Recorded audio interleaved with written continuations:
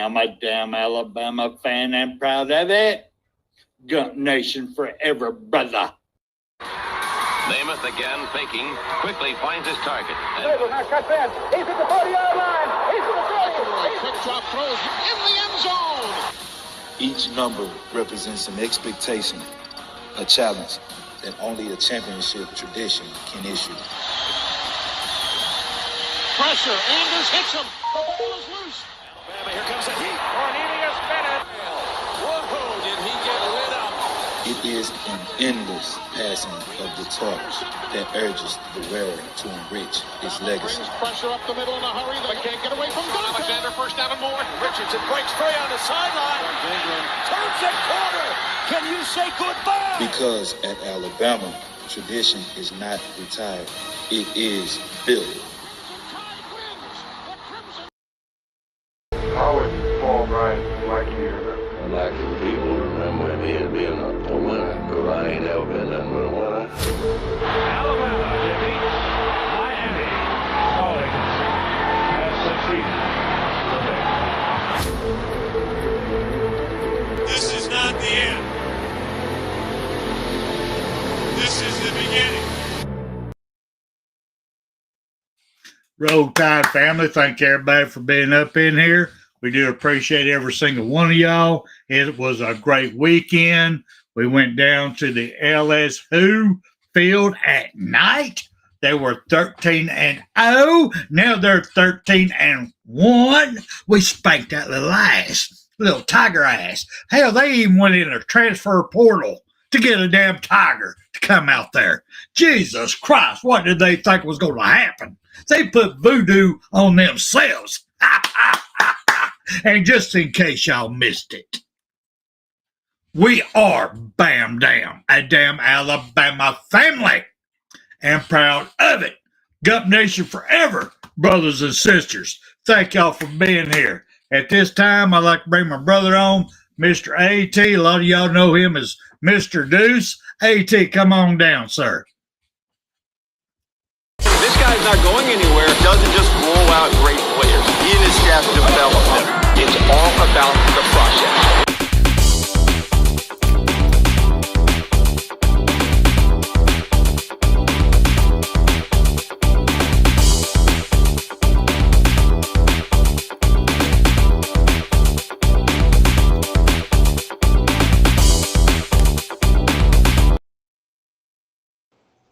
Roll Tide. House, brother.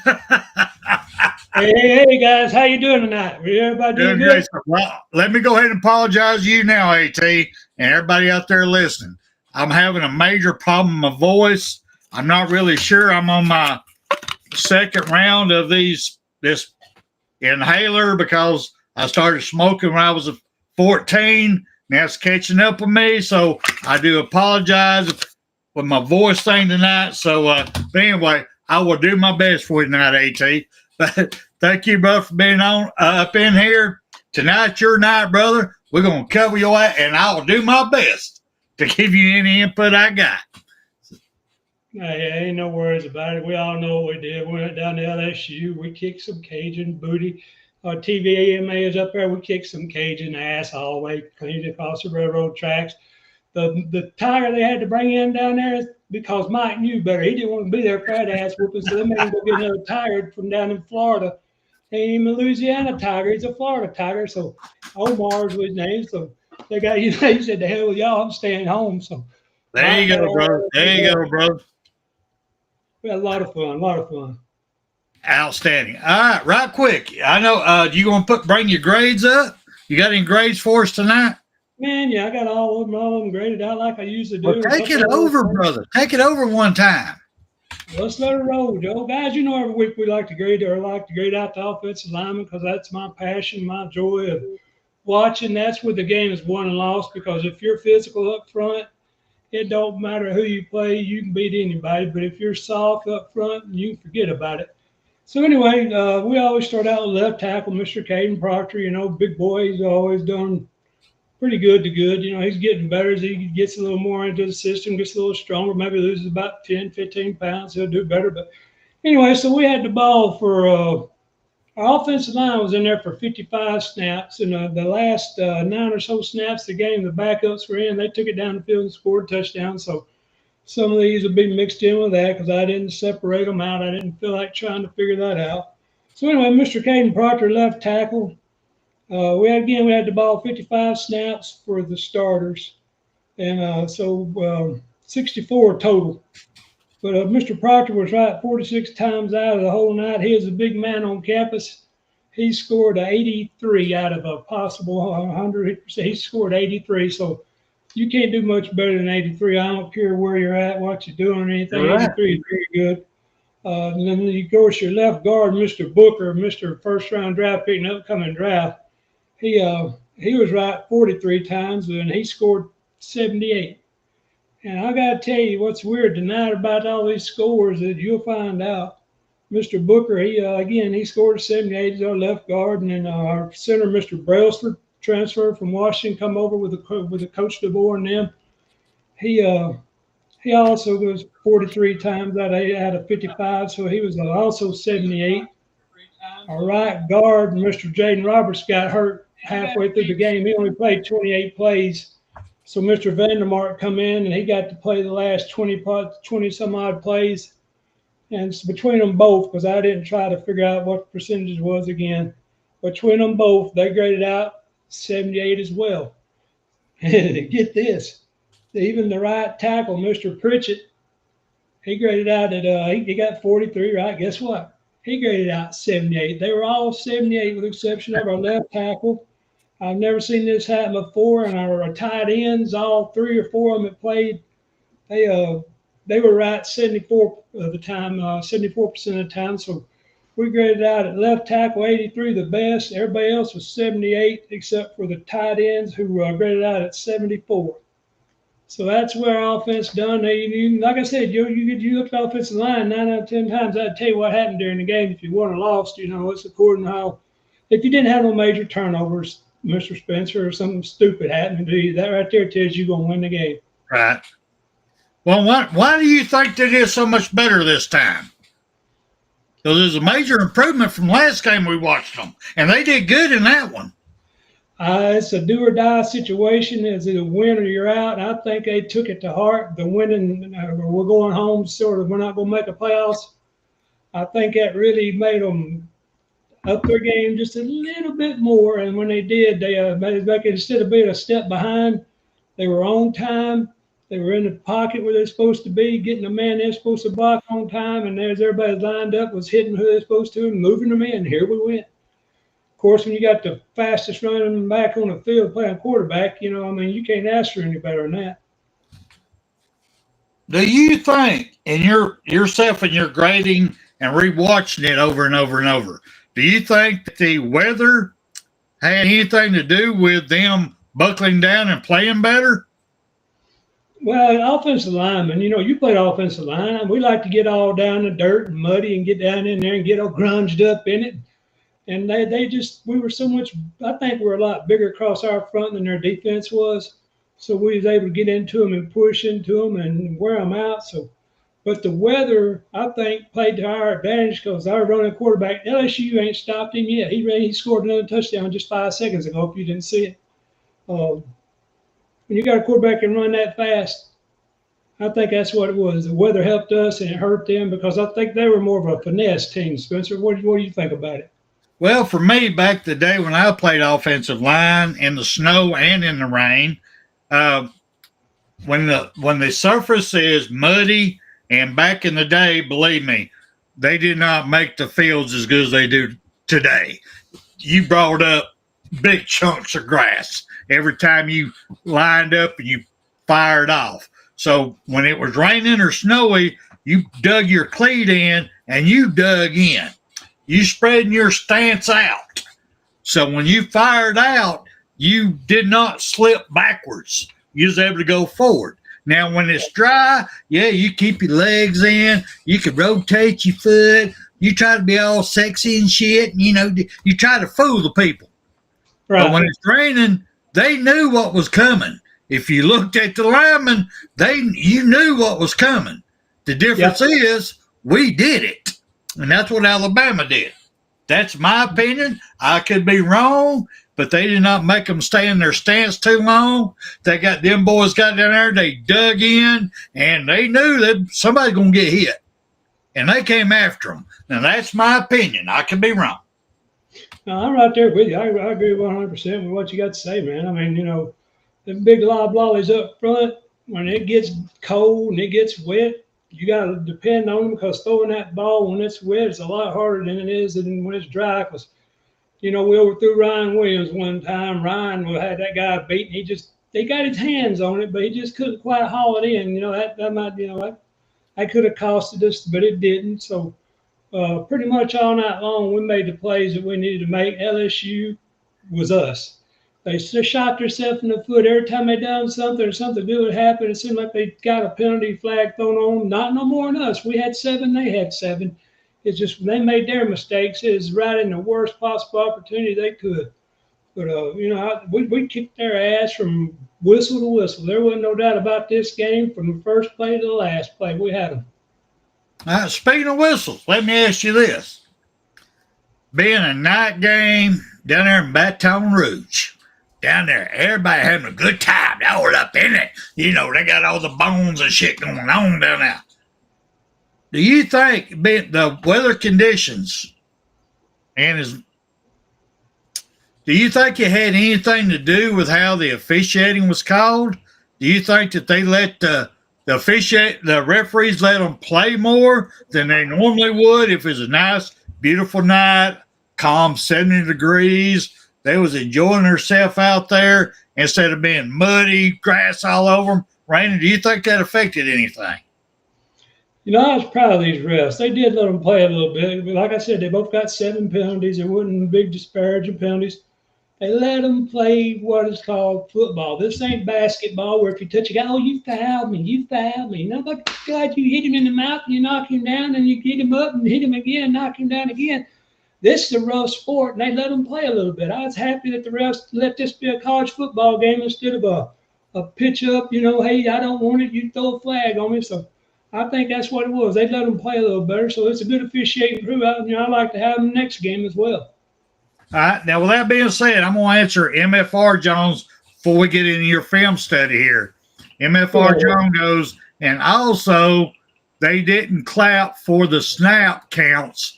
They did signals instead, so that helped keep the penalties down. I agree with him. That's why I'm saying that game that we lost to Tennessee up there at their home field, they were so loud.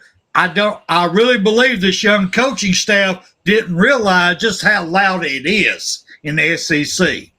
So once we lost that game and they went back and reviewed how many problems we had, all the damn, snaps, movement, everything we had, they went into,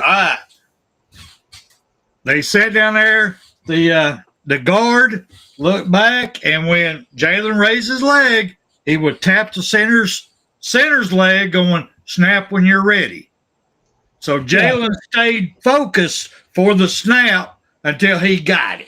They didn't snap right away. It could be 1 second, 2 seconds. But the only thing that worried me on that one was when the guard turned to tap, he didn't just reach over. He physically turned his shoulder and touched this way, which was a motion going forward. And we could have been called for that.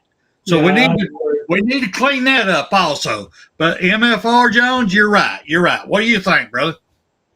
Yeah, I agree with you. When we touched him and stuff like that, I was worried that the movement, if he moved a certain way, they'd say that's a false start and they could throw the flag.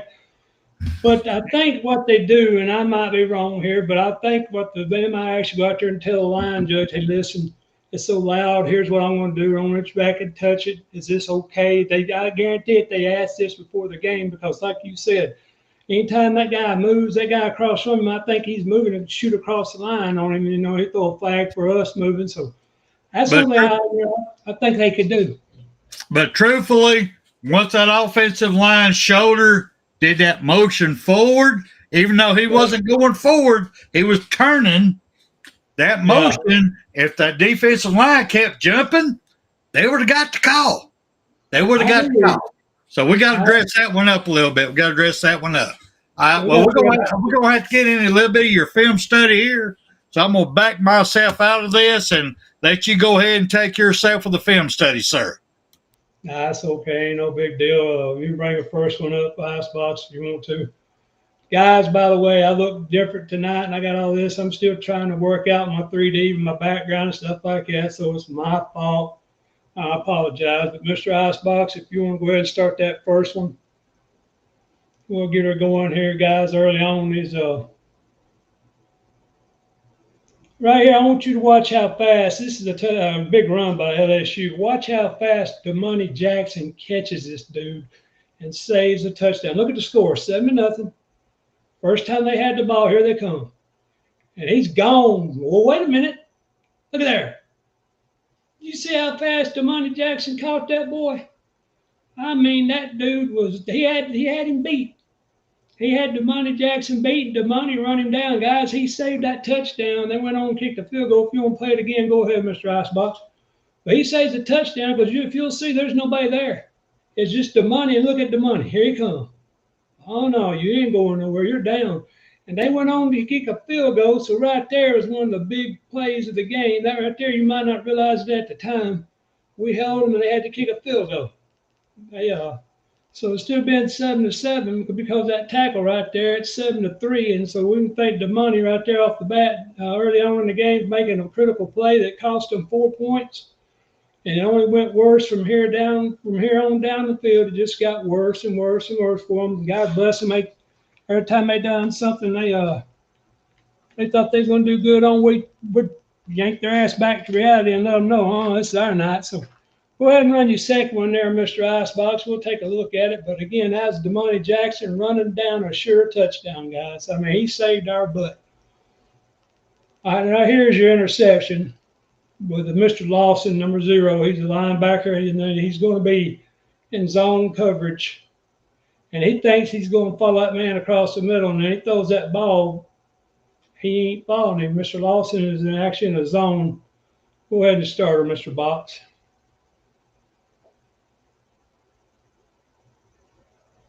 He thinks he's going to be open right here across the middle. Look at there.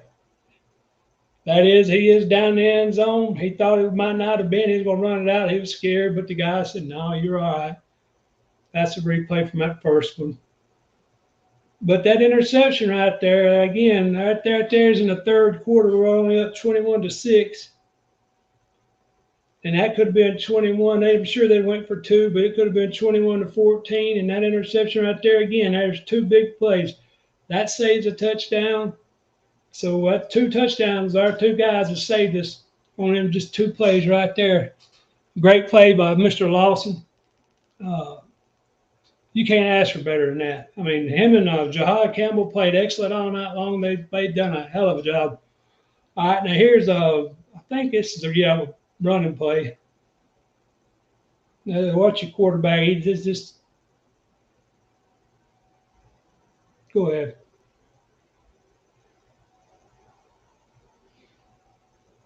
Watch your quarterback here. He gonna step back. Nope. And there ain't nobody gonna catch him. 72 yards. I just put this on there because I love seeing that guy. That is gorgeous. He ran for, I think, 175 yards on the night. Somebody out there in the Mr. Stephen Hicks, one of y'all see it?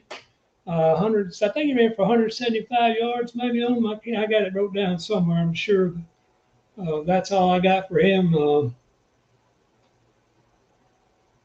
It's just a thing of beauty. The linebacker took the wrong gap, and the other one took the outside, and he got blocked. So your number 2 right there actually took the wrong side gap. He was supposed to take the A gap, and instead the B gap. Instead he went to A gap. When he did, it opened a crease to the outside, out between the guard and tackle. And sure enough, Mr. Number 4, Mr. Milrow, took off, and he was gone, Joan. I mean, there's a thing of beauty, baby. Thing of beauty. So I think we got one more to put up there. Yeah, there was I don't know if you got it or not, there's actually a sack. We went for it on 4th down and 1 and didn't make it. Gave them the ball. Maybe I didn't get that to you, Icebox. You got it to me, but there was nothing in it. I apologize, guys. If y'all remember, thank you, Icebox. There was a play we had. We went for it on 4th and 1 early on in the game. Let me see when it was. It was the second quarter with 3:37 to go in the quarter, and we went for it on 4th down and didn't get it. In the first play, LSU had the ball.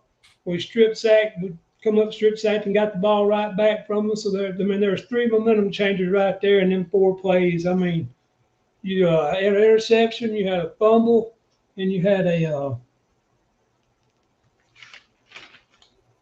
stop for a touchdown. Damani Jackson ran them down, Mr. Spencer. Them guys played a well of a game. But I tell you what, I was proud of Jihad Campbell, number 11. I've been fussing him all year long, playing high. And anybody plays football knows what that means, especially when you go up to tackle a running back. You don't want to go up standing straight up. And he didn't tonight. He was getting down in the line. He was hitting the guy, and the guy wasn't getting 2 more yards. When he hit him, he was going down, Mr. Spencer. What'd you think about them videos? I thought your videos were great, bro. Good picks. Really good videos. Biggest thing, I was impressed how we played. We should have. There's areas that we can definitely improve, no doubt. Was it a perfect game? No. Did they play a full 60-minute, 4-quarter football? Yes, they did. Special teams, we still need to get more energetic, but everything else I was very pleased with. If they'll keep up that energy, just keep up the energy. Keep up the pressure, because they have no clue where we're coming from on defense. They did at the beginning. When we had only 1 down lineman down in the dirt, we had people standing up. That didn't scare nobody. Now we got everybody up there. They don't know what we're going to do. So yes, I'm very happy. Great weekend. Yes, sir. And I tell you, one of them plays I was going to say, I forgot about it, was one of the interception right there by Mr. Lawson. That right there stopped a 14-play, 6-minute drive for nothing. They got 0 out of a 14-play drive. And again, that right there is a back-breaking, soul-crunching play if there ever was one, because you think you're driving, going to get a touchdown out of it, and you don't even get a field goal. And what did he do? What did Mr. Lawson do? He did fundamental play. That's all he did. He did fundamental play. They come in to check him. They come up in front of him. And where the quarterback thought he turned to run with him, what he was doing is brushing him off. And his body turned, pushing him off of him. Right. But the quarterback thought he was running with him and threw right there, and he just squared up. Boom. It was fundamental ball. That's what I'm talking about. Fundamental ball. That was a beautiful, execution of it. They did great. I agree with you. And before that last drive, when they had all their starters in, we had our backups in. They hadn't scored a touchdown. That's the only reason they stayed there with their stars trying to get a touchdown. So they got that little bullshit touchdown at the end. Right. But previous to that, they wound up with a total like 340 total yards. But that drive before that, they didn't even have 300 yards total offense. And so we pretty much shut them down. Every time we had to, we got off the field like we were supposed to. Of course, we didn't. We was 10 for 13, guys, on 3rd down. 10 for 13 on 3rd down, and they were 6 for 14 on 3rd down. So, we played a lot better on 3rd down ball as well.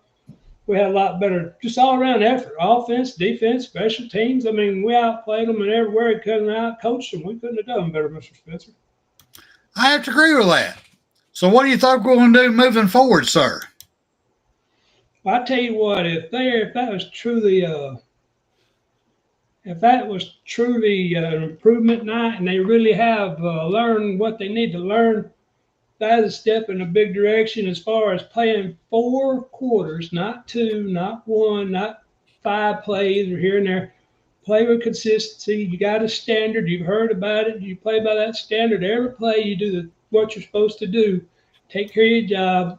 And you got it. I think that's what I think going forward, this is a mental thing. It's a mental hurdle more than anything else, Mr. Spencer. I agree. That's one of the biggest things on this game to me. One of the biggest, I'm going to have to say, the biggest thing I saw was our third and shorts. Yes, sir. We were doing third and manageable yardage, not third and longs. Penalties was number 2 because penalties have been killing us all year. But being able to go into third and shorts, we was able to turn over them third and shorts into first downs. To me, that was a major difference in this game. Big time difference in this game. So I kept waiting for us to shoot ourselves in the foot like I was going, here we go. It never happened. So maybe that's what I mean is mental hurdle they got over. They got through it. We ran the ball for 312 yards. They ran it for 104 yards, and about half of that or more of that was on one drive. So that we held them probably like 50 yards rushing all night long, except for the last drive. I got to ask you this. We're still on the put a bow on LSWho. What was your opinion, personal opinion, on the LSU fans throwing shit on the field on a obvious face mask that was showed on the big screen? It was an obvious face mask. What do you think about that? I think what they need to do around the whole country to stop this, first of all, before the game, get out there, get whoever your coach is, tell everybody, listen, if there's a call, don't go our way. Don't throw stuff on the field. And then also, you can have video cameras facing out. If you catch somebody throwing something on the field, you got their facial recognition, send them a check, send them a fine, a $500 fine for throwing, for endangering somebody. Because them cheerleaders were holding them signs up over their head, trying to keep from getting hit in the head. You're trying to hurt somebody. I mean, you could hurt a girl or anybody down there on the field that you're throwing just because you're pissed off. But I think they ought to put up with some kind of fine. And, if they catch you throwing it, you get a $500 fine, Mr. Spencer. But that's bullshit. That is redneck. And that is a bad representation of the people of Louisiana. Well, let me ask you this. I've been thinking about this. I'm an old redneck from way back, old hillbilly. I have to admit, I've started some shit in my day, and I've ended some shit in my day. I ain't going to deny that whatsoever. But I know how things has changed because of my generation. Hell, let's take NASCAR, for instance. Let's talk about the fencing they're having to put up now. They're putting the fencing up because the cars are wrecking and leaving their track and killing people. That's why they put it up there. But then they had to put the netting above it because rednecks like me was climbing and sitting on top of it watching the race. All right, so they had to put netting up. All right, now we go into baseball and softball. What do they have to start doing? They had to start putting netting up to catch the balls.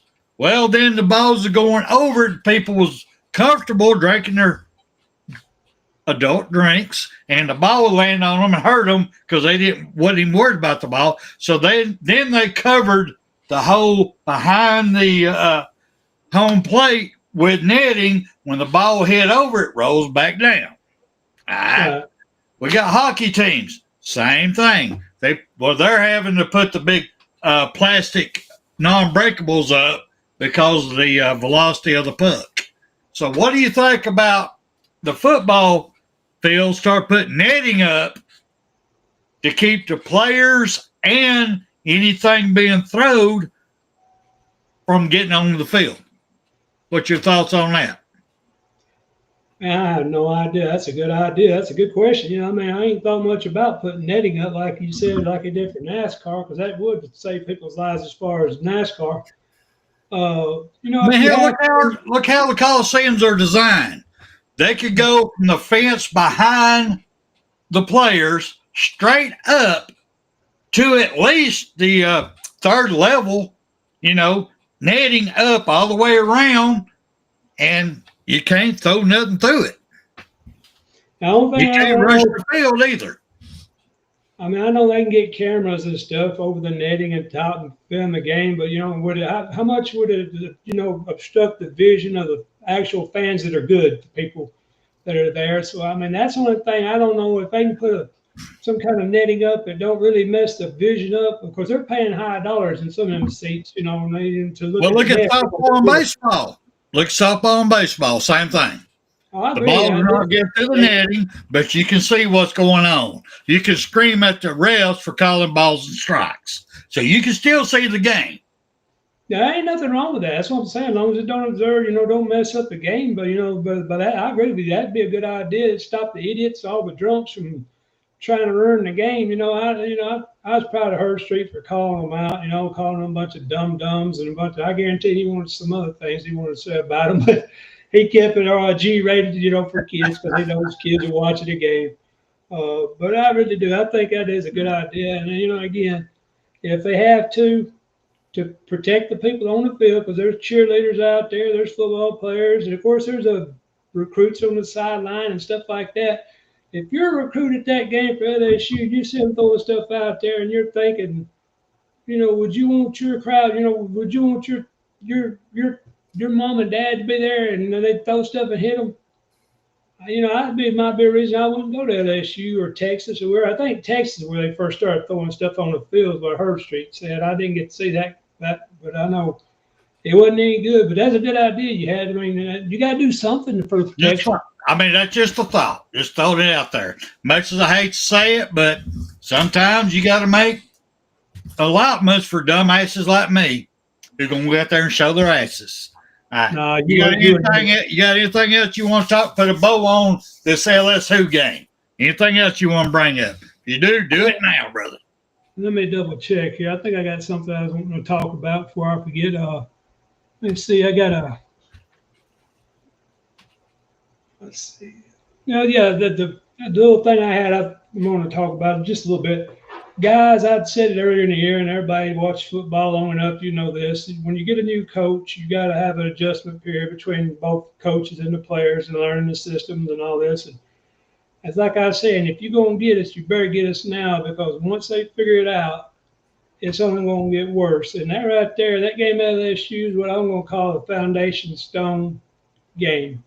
Right there is where it all starts. Right there, people going to point a hand back and say, right there is where they got it. Right there is where they figured it out. Right there is the foundation going forward. It's only going to get worse for everybody else. So, hey, it's too late. Stephen Hicks. Now, I was talking about Stephen Hicks brings up a good point. Bama needs to play like Bama all 4 quarters and dominate. And I really feel they did. Could they have done better in a lot of areas? Not a lot, but some areas, yes. I mean, come on. Ain't none of us perfect. I wished I could be 1% perfect, because I'm like 99.9% imperfect. So, I think they did a great job. I saw the improvements. I saw the improvements on the coaching staff, the way they call plays. So if we keep that going, just that, we got this, y'all. Now let me ask you this right quick. Ooh, you wasn't here Monday. So let me ask you this. Do you want us to go to the SEC championship, or would you rather us bypass it and go to be in the 12-team playoff? Or do you think we'd do both? You talking about for Pickem or what? No, serious. No. Right now, the way everything is going, the way they pick the teams, I think we're number 9 now, the way they pick them, So there is a path that Alabama could make it to the SEC championship with 2 losses. We could do that. Would you want us to do that and take a chance of getting people hurt and having a loss? Or do you think it's better that whoever else go to it, we win out, we're 9-2, let's go play for the big dog? What do you think? Well, here's what I do know: if we win it, if we go to championship game and win it, we get a bye week. When everybody else is off, that could be a plus if you win. If you lose, right, that could be a definite, a bad thing. It could happen. It was a 9-3 kind of 3-lose season. Will that knock us out of the playoffs? I don't know if it would. I'm not sure. But, that pool's the only thing, it makes you think, and I'm not saying you are, just if you're worried about losing the SEC championship game, then you're in the wrong neighborhood. I think I'd rather go to the game and take a shot on winning rather than stay home. Go ahead, sir. Box? All right, I brought that up Saturday night. I think we don't need to go to the SEC championship for the simple reason if you lose that game, you're done. You might have a bowl game, and that's it. But if you want a chance at the national championship, like Alabama always says they won't, then you don't need to go to the SEC game, and you need to go to the playoffs. So if you go in there with a 9-2 or 10-2, whatever it may be, you're going to be in better shape, better off, and have more of a chance to win the national championship. And instead of going and playing somebody else, say Texas or whoever, you lose that game, we're done. That's it. No national championship. I say don't play in the SEC. Well, that's up to each individual. I mean, you could be right. If you lose, you're out. If you win, you got a bye week. So it's sort of you got to figure out what you'd rather do. And I mean, I'm opposite of Tommy on this, or Mr. Icebox. I'm sorry. I'm opposite of him. I'd rather go to the SEC championship game and take a chance on taking on SEC championship with a bye week at the most critical time of the year. I'm of the thought I want to be able to go to the big show, and I really have enough trust in my team that we can beat your ass in the snow, in the ice, or wherever the fuck we might have to play. I'm a believer in that. I really am. I don't think just because there's a lot of uniforms now that takes care of that. We got to stick them on our gloves. We got all this now. I've got no problem going to Penn State and beating her ass up there. I've got no problem with that whatsoever. And that's been the Big Ten, the Big 12's bitch ever since I've been alive. If they had to play us up here in the damn snow instead of down there with all them damn drinks and sun and shit, we would beat their ass. You're wrong. You're damn wrong. And I got no problem doing that. But I want to guarantee I'm in the big show. I don't want to have to play one of our own and take a chance that some of our players get hurt and we get knocked out. That's me. If I have an opportunity to go for a natty or go for an SEC championship, I'm going for the fucking natty. I don't give a damn if I don't get a home game or not. Here's the thing you fucking Yankees, bring it. That's me. Now, I understand, but here's also part of that equation we ain't talked about. I guess, and maybe you ain't thought about it, but to get to the championship, to get to the playoffs, we can't have 3 losses. So if we finish out the year and we win, the SEC championship game ain't up to us. We got to win the rest of our games to get to the playoffs. So we're going to win 3 games or win the next 3 games and get in the playoffs. And if the SEC championship's there, we got to go through there. We really ain't got no choice in this matter. That is a very good point. Right now, we got to win no matter what. We lose, we're out. So if our winning and other people losing puts us in the SEC, I'm going to back our guys. But if I had my preference, I'd give it to anybody else out there. Texas A&M, Tennessee, anybody, Ole Miss, anybody. Y'all go. I want that weekend off for my guys to get better, and we ain't going to get hurt, and we can't get knocked out. Because I'm telling you right now, a 3-loss SEC team is not getting in. I listen to all these fucking talking heads today. Sorry, y'all, but yes, fucking talking heads today. Talking about Georgia. Georgia can get in with 3 losses. No, the fuck they ain't. They ain't getting in with 3 losses. There ain't a single SEC team out here getting in with 3 damn losses. Get the fuck over that. It ain't happening. Sorry. A 3-loss SEC championship would be lucky to get in it. Go ahead, bro. Sorry. Go ahead. You keep on going. Like I said, I agree, but like I said, we don't have a choice. So we win our games and we got to win to stay in it. And then if it falls that we go to the SEC championship game, then we can't say we're not going. So, really it's sort of a moot point in the fact we don't have a choice in it. We got to win. So, but it might be easier to to make it SEC championship game because you know you're going to make it. If you don't go, there's a chance that if you do go and win it, you'll get the next week off when everybody else is playing. So it's sort of a give and take kind of deal. You win or lose. If you lose, you're out. If you win, you get an extra week off. I mean, there ain't no right or wrong answer because, like I said, we got to win all 3 of our games anyhow just to get in. True. Well, now let me ask you this, since we're on this subject. Okay. We're right here. Everybody, they got the ratings out. Everything's there. All these talking heads are trying to pump up everybody, but that's their job. ESPN, all of them, they're pumping up their people. Fox Sports, all of them. But we got to get real with it every once in a while. They are saying, actually, they're not saying a damn thing. That's what bothers me.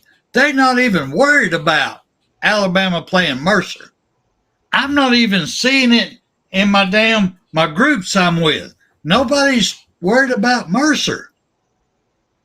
I remember when earlier this year, nobody was worried about Vandy. And we got beat. We got beat by Vandy, y'all.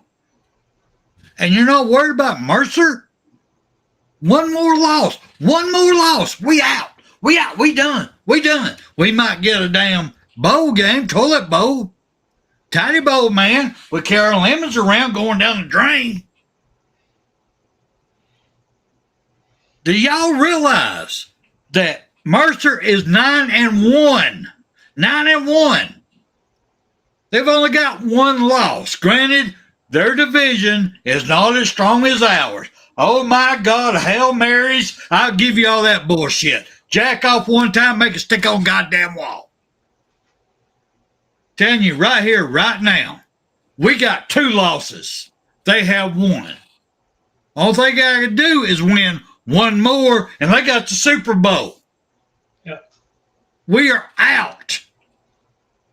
Why is nobody talking about that? Why is nobody realizing they're 9-1? We got 7-2. We have 2 fucking losses. If our mindset ain't right, if we don't come out in this game with all fucking our balls on fire, it ain't gonna happen. Every damn game matters. Why is nobody talking about that? Go ahead, AT. Why is nobody talking about that?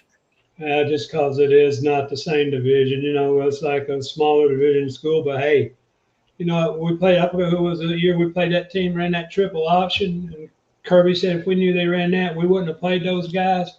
I don't know what kind of offense Mercer runs, but if they run that damn triple option, I'm going to be worried to death because that's a hard, you don't see it enough to be able to teach the guys well enough how to stop it. I mean, like Vanderbilt, they just kept running. We couldn't stop Vanderbilt. So, if Mercer runs that same style of offense, we could be in trouble. Like you say, you better take everybody as serious as if they're a number 1 ranked team, because that's when you get up and get your ass bit and get beat, and then you're sitting at home at 9-3 going, Mercer, fucking Mercer. You're right. No doubt about it. Let me throw this shit at you right quick. Let me throw this at you. Since everybody's disrespecting Mercer for some damn reason. With 1 loss. We have 2. Let me throw this at you. Let's do the comparison right quick. I got to put my glasses on. This pisses me off even more. We have DJ Smith, their quarterback. He's got a total of 1,282 yards. Our Jalen Milroe has a total of 2,046 yards. Now, this is passing, y'all. This is passing. All right. DJ has 9 TDs, and Jalen Milroe has 13 TDs. They both have 6 interceptions. So pretty much that's even right there. I'll give you all that one. All right, now let's break it down here to rushing yards. Dwayne McKee, their number 1, has 107. They have a total of 933 yards rushing. Alabama has a total of 565. Now, you can take that we haven't been rushing the ball. We have not. They have not been calling it rushing. And they have. But that also tells me that they know how to run the ball. They know how to block in it. We're just learning it. That's a lot of difference. 933 to 565. Yeah. That's a major fucking difference. They've only got one loss. We have two. Is this part of the reason we have two? I'm asking you, AT. Is this part of the reason? Yeah, if we don't take care of the ball and run it very well could be one of the reasons why Big Dog. I mean, that's unbelievable. I'm just saying, everybody's taking this team for granted. I don't get why. Why? Okay, let's go down here to reception yard. Let's go to their Big Dog versus ours. There's Keelan Patterson has 549. Ryan Williams has 731. Keelan has his on 31. Ryan has his on 37. So, I mean, yes, we have a better deep threat than they do. I'll give you that one. Yes, we do. But there ain't a damn thing on this damn numbers here that tells me I'm going to put my house's mortgage on this and bet it. Nothing for Alabama. Nothing. Now, let's turn over here to the right side. Rushing yards per game. Mercer is 78th. 177.2. Alabama, the mighty Alabama, is just 56th, which sucks. We're 192.4. I mean, AT, give me something on that one. To me, that sucks. That's not Alabama. What do you think? Yeah, again, it's you got to remember we got a whole new scheme, and that's been messing with us all year long. I mean, that's the only thing I can give you is because we got new offensive coordinator, new terminology, and new everything's new. These guys, but running the ball, we have not run enough. We've thrown. It was a big play team earlier in the year, so we didn't throw as much, in my opinion. So I mean, I think that's what it is. The scheme is coming around. And now they learned to run the ball better and learn it more. So I think that's what it was. It just early on the scheme wasn't working on how they wanted it to. All right. Well, let me ask you this real quick. Just on that one, just on the rushing yards per game, 78th, Mercer, 56 Alabama. Would you put a $10,000 bet on Alabama just on them stats? No, I don't think anybody would. That'd be crazy. Well, there you go. All right, let's move on to passing yards per game. Yeah, they're all Mercer is 92. 234 yards, 0.3. Alabama is just 87th. 238th. Would you put that same $10,000 on Alabama with them stats in front of you? Now the stats alone, like I said, there ain't no way that you can look at these stats and think there's a difference. The only thing it is quality of opponent. You know, who have they played, who have we played? I don't know. I haven't looked at their schedule, but you're right. But them numbers right there alone, you got to respect it. Because if you don't, you might get yourself beat. All right, let's go to total yards per game then. Let's go there. That's got to be where we're going to put our money into it. Yeah, Mercer's 75th. 75th. 411 yards, 0.5. Alabama is 51st.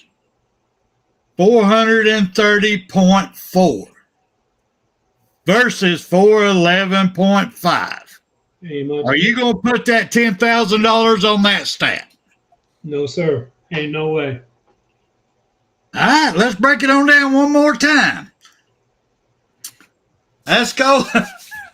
5-point difference. Lord of mercy. Yeah, let's go to the points here. Mercer, 286, 348. Alabama, 283rd, 343rd. 343. Are you going to put your $10,000 on that shit? No. Nope. That's my point, y'all. I'm sorry. What the hell? Why is not nobody talking about this shit? I'm sorry. I'm just, it's killing me. It's fucking killing me. Mercer is better than what everybody's giving her credit for. Mercer can beat us on any given fucking weekend. And why ain't nobody worried about it? I hope the fucking team's worried about it. I hope the fucking teams are seeing this. Because if our team ain't seeing this, they think they got this game in the bag, we're going to fucking lose. Then we're out of it. The first 12-team playoff, we will be out of it because we lost to Mercer and Vandy in the same fucking year. Help me out, brother. Help me out understand this. Hey, man, like I said, I agree with you 110%. You got to take each opponent as if they're the damn Super Bowl champion or the national champion. You got to take them serious because it only takes one. This is one game. If we play Mercer 10 times or 100 times, we might beat them 99 out of 100 times. But it only takes that one time, and it could be this year that they could do it. So you got to take a team like that for serious until you get on the field. And you get on the field, you start whooping them, and you get a realization of what they really are. I don't know their schedule again compared to what we played, compared to what they played, but you got to take somebody, you got to take them serious because if you walk in slack jawed, don't worry about it, and you ain't practice all week, guess what? You're going to play like that, and you're subject to get upset. You know, Vanderbilt, like I said, there's never excuse to lose to them. I don't care how good they are. You should never lose to Vanderbilt. Guess what? You should never lose to Mercer either. It ain't about losing to the team. It's about how you prepare for them. That's what I'm saying. Do you respect them? Do you respect what they can do to you? That's the difference. When a team loses to people like we did against Vandy, we did not respect their capabilities. We did not do film study. Our players thought we won it before they ever got there. For the game, they thought we had the game. Because they looked at the records. They didn't look at the team in front of them that year. They didn't look what was capable. That's why we lost. And now what I'm seeing through this social media bullshit and everything else, they ain't even talking about Mercer. They're pushing it off, talking about Oklahoma. They don't understand. We got to beat Mercer before we're going to play Oklahoma anyway. We lose against Mercer, we're out. Oklahoma game don't mean a goddamn thing. As sorry as they are, it don't mean shit. At least Mercer's 9-1. Oklahoma's going to lose the fucking record.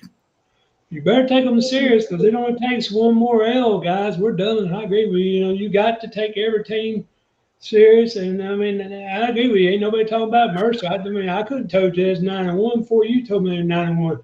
I just hope they don't run that triple option offense because if they do, whoo, Lord of mercy. Well, hopefully, just like South Carolina did to Vandy, and I misjudged that one. Woo. I forgot it was. You know, we're out here at the 9th game of the season, and there's a lot of film study out on it now. That South Carolina did it. We couldn't. I lost my pick on that one. But on this one, I hope our guys are looking and not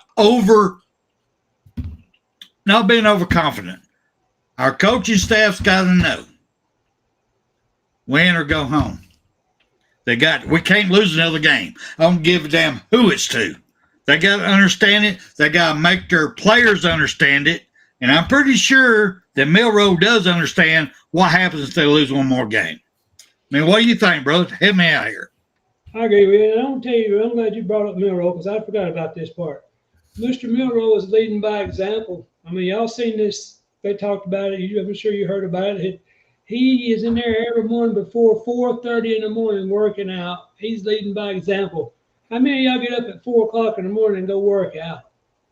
You know, I mean, he's the first one in the building. And Ryan Williams, I think, or somebody was talking about, said he'd get there at 5, and Ryan Williams already. They get there. He said, okay, I get there at 4:30. Ryan Williams is already. Milroe's already there. Milroe's leading by example. He ain't just telling them what to do. He's getting out there showing them how he is. He's leading by example. He wants to be a leader. And so I think he set a good example for them. And I believe that they're like I said, this game against LSU should be the foundation for them going forward, where they know if they every play like they're supposed to play, that can be the result every week. But you got to prepare. You got to prepare. You got to prepare. And that means take your opponent seriously. If it's called Mercer, if it's called Ohio State, you can't prepare. You can't prepare for any less of an opponent, because if you do, you're gonna get your ass whooped. I agree with you. All right, you got any last words? We're up here on the hour, and I couldn't find my other thing I want to talk about. So, what you got going on? You got any last words? No, sir. I just I'm glad that we got through LSU unhurt. You know, well, no, excuse me. I'm sorry, guys. We lost Quay Robinson for the year. Jaden Roberts could have come. He was out. Jaden Roberts could have come back in if they needed him. So I must be a deep bruise or something like that. But Jaden should be okay to play. But if we don't need him, let's don't play him against Mercer if we don't need him.